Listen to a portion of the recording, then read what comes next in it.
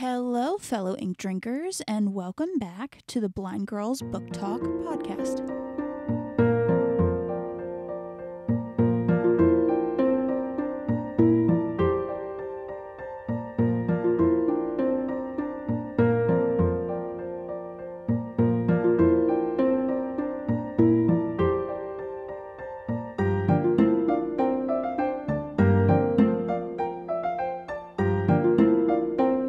My name is Aria. And I'm Belle. And we are two sisters who absolutely adore reading and adore books. And so we decided to make this podcast in order to go over different sorts of bookish content, such as book to movie comparisons, book theories, other, of course, random bookish content. It all just kind of depends on the day. We have created this show for that purpose. And today we are actually going through a book to movie comparison. And today's book and / movie that we are talking about is Howl's Moving Castle. Now, for those of you who have been following us for a little bit of time, you know that Howl is one of my favorite books ever. It is also one of Belle's, but I think I kind of win out a little bit more than her on the favorite part. I mean, I like the book more so than I like the movie, and you love the movie, so... Well, and I love the book, too. I mean, it's one of those things, I guess the best way to talk about it is to talk about how we got into this movie and this book in the first place. And so what had happened was when I was a freshman in college, my roommate at the time and we had a lot of movie nights of just the two of us where we just kind of hung out and watched a whole bunch of different movies. My roommate was a lot more of a movie buff than I was at the time. So she really introduced me to a lot of different movies that I normally, would never have given the time of day to. So that being said, one of the nights we had a Studio Ghibli marathon. And when we did that, she showed me a couple of the classic ones like Spirited Away, Princess Mononoke, I think is how you say that one, and Howl's Moving Castle. And I fell in love with Howl's Moving Castle. Like, out of all three of those movies, and I know we had seen some other ones, I can't remember them currently, but out of those three, Howl was my favorite. And so then from there, I eventually found out that it was based on the book by, I think it's Diane Wynne Jones, is how you say her name. And so pretty much from there, I got the book and I read it. And then I, of course, showed everything to Belle, and Belle then also loved it, and it was something that we kind of watched together and bonded over and that kind of thing. Would you say that's a pretty accurate rundown? Yeah, I believe so. Okay. So then that out of the way, the history of where this all came from out of the way, we're going to start with talking about the book adaptation. That being said, we are going to be going into spoiler territory for both the movie and for the book. So if you are interested in seeing either of those things without spoilers, go check those out and then come back and listen to this review or comparison of them. You have been warned. So, in this story, the main character is Sophie Hatter. She has two sisters, Letty and Martha. Now, as Letty and Sophie are growing up, their mother passes away. And when their mother does, the father remarries, and they have a child whose name is Martha. And so as the girls are growing up and getting older, the father ends up passing away, meaning that Sophie and Letty's stepmom, Martha's actual mother, is the one who's in charge of raising them. So the mother decides that Sophie is going to work in the hat shop because they own a hat shop, and the other two sisters are going to be sent out to apprenticeships.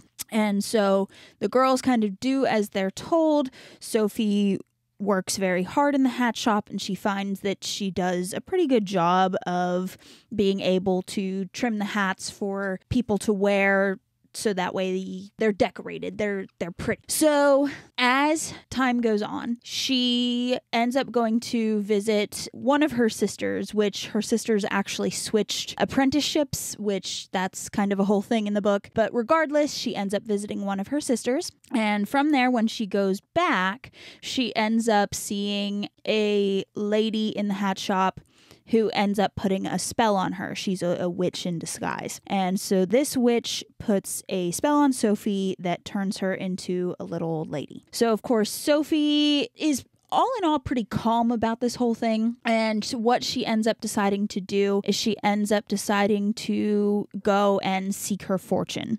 And as she goes to do so, she ends up running into the moving castle that is in the title, that is owned by Howl, that roams in the hills above the town. So she ends up going in there. She ends up striking up a deal with the fire demon Calcifer, who is the only person in the castle at the time that Sophie enters. Calcifer says that he is in a deal with the master of the castle, which is Howl, and he wants out of that deal. Sophie then ends up deciding to stay. A bunch of shenanigans ensue. I'm just kind of trying to paraphrase. She ends up meeting Howl and learning more about him. You know, she tries to be a cleaning lady to him and eventually kind of messes a lot of things up when it comes to that. She ends up messing up his potions so that way he dyes his hair a different color than what he normally does. It's a really big deal in the book that he is very vain and very much cares only about his looks. But regardless, so they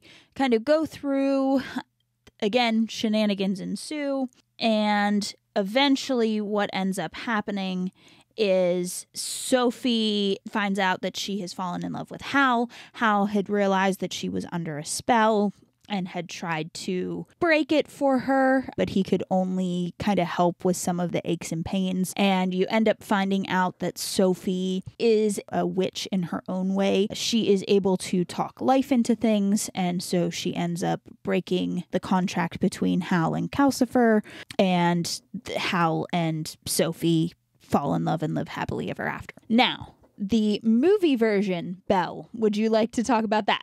I mean, it's pretty much the same thing, only the spell is slightly different. So, like, as the movie goes on, Sophie is cursed to be an old lady, and then as the movie goes on, she slowly and progressively gets back to the age that she actually is. No mention is there about her speaking life into things. Yeah, that is one of the big differences, I think, between the book and the movie.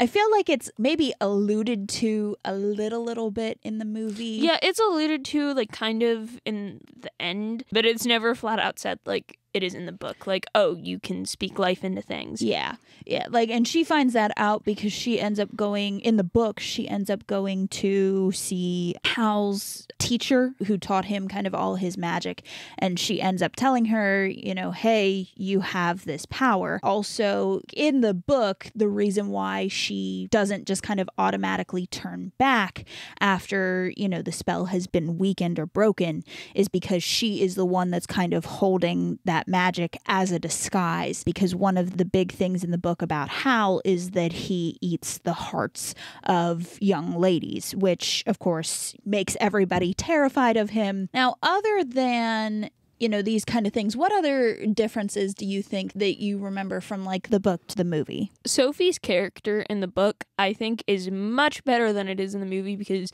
in the book, she's very much more, like, independent, outspoken, does not take crap from anybody, yet in the movie, she's more like a doormat. And it kind of bugs me. No, correction, it really bugs me. Yeah, in the book, Sophie is very much... Well, there's an entire chapter, Sophie expresses her feelings with Weed Killer, where she just goes and just kills everything. Yeah, that is my favorite chapter, actually, out of the entire book. Because pretty much it's when Howl confronts her that he's like, hey, I know you're under a spell. I have tried to help you, that kind of thing, and she just gets really pissed off for reasons like Howl just infuriates her.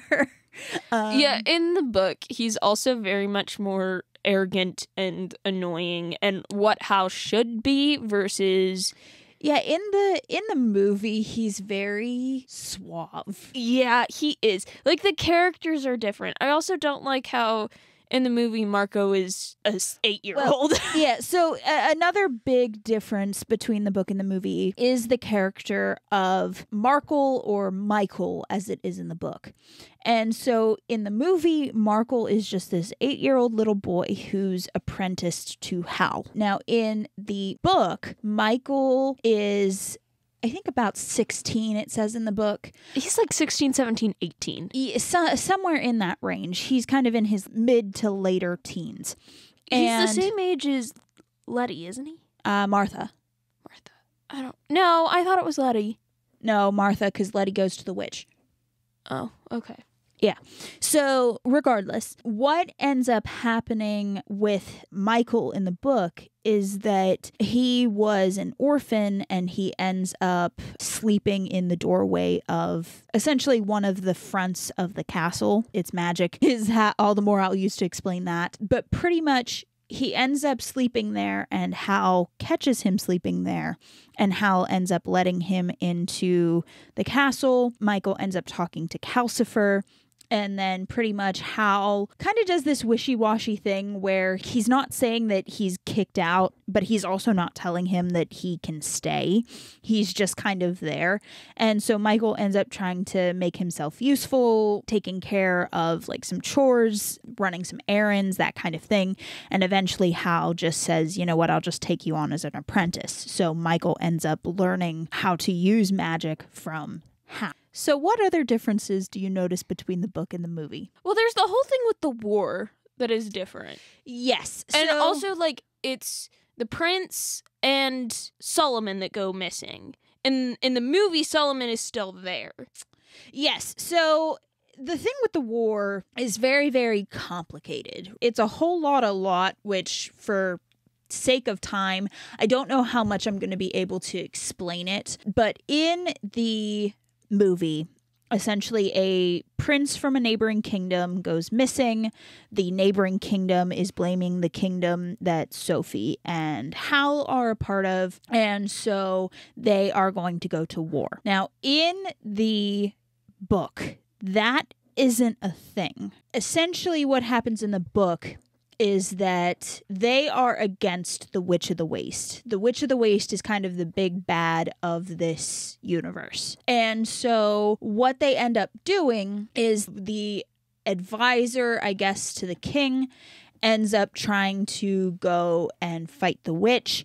It doesn't work. He ends up getting essentially captured and like magically killed, but not really killed. It's, again, very complicated, but let's just say he's out of the picture for the time being. And so then the king's brother decides, hey, I want to go and try to find this guy. And it doesn't go very well. He also ends up being essentially taken out of the equation. And like you later find out that the Witch of the Waste pretty much is using parts of the two men's bodies. And, like, she's trying to, like, make the perfect partner. And, like, she needs Hal's head or something like that. Yes, yeah. Essentially, in the book, the witch wants to rule the land. And she wants to make the perfect partner. And to do that, she needs bits and pieces from these different men. And she needs Howl as well in order to complete this perfect man. She, of course, gets foiled, and that's how that goes. Now, one other big difference that I remember from the book to the movie is where the black door leads. So yeah, that's a big difference. So in both of the book and the movie, the door that comes into the castle has a dial with 4 different colors. And each of those colors goes to a different location. Again, magic. Now, both doors in the book and the movie have a black dial, which the only person who goes through the black dial, or when the black is in the dial space, is Howl. In the movie, where would you say that leads? Okay, well, in the movie, Howl also turns into a gigantic bird. Yeah, that doesn't happen in the book. And then he just leaves through black door as said giant bird creature. Yes. So, and it's never really quite clear. I think it has something to do with, like, the war, though. Yeah, Because, like, he, like, you see him, like, come through, and he's, like, flying through, like, the war and stuff, and then he'll goes through the door when it's, yeah. Yeah.